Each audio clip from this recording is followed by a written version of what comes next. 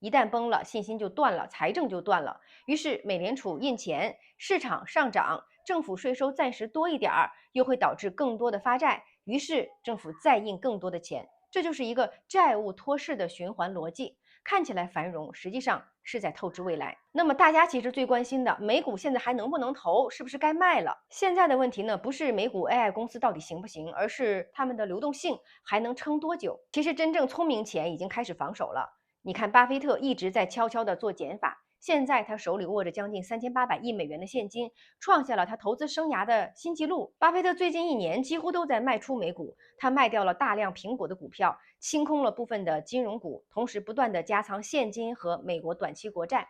而且连续几个季度，它都是净卖出。对于巴菲特来说呢，这种操作只有一种可能性，就是他觉得整个市场太贵了。很多人问巴菲特是不是在看空啊？其实也不完全是，他只是觉得现在市场上没有什么划算的东西可以买了。大家想一想吧，AI、芯片、科技股都在高位，市盈率飙到历史区间的顶端。连巴菲特最爱的苹果公司，他都觉得太贵了，不再值得加仓，开始减仓了。至于现金，他宁愿不买股票，也要把钱呢放在美国短期国债里，就在等一个真正的大机会。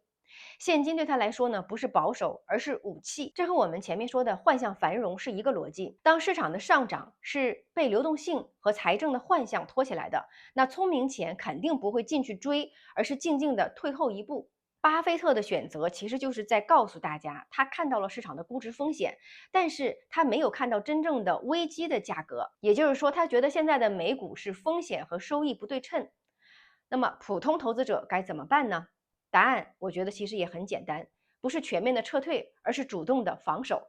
如果你现在的仓位很重，盈利很多，又怕未来的一年的资金紧张，那你可以适度的减仓，锁定收益。如果你是长期投资者的类型，什么叫长期呢？比如说你的钱可以10年、20年都不用再动了，那你就可以保持耐心，别追涨，别梭哈，继续定投，分散配置，保留现金。因为保存现金本身呢，就是一种买机会的能力。你看啊，当别人都急着入场，巴菲特在等待，当市场真正恐慌的时候，他才会反手抄底。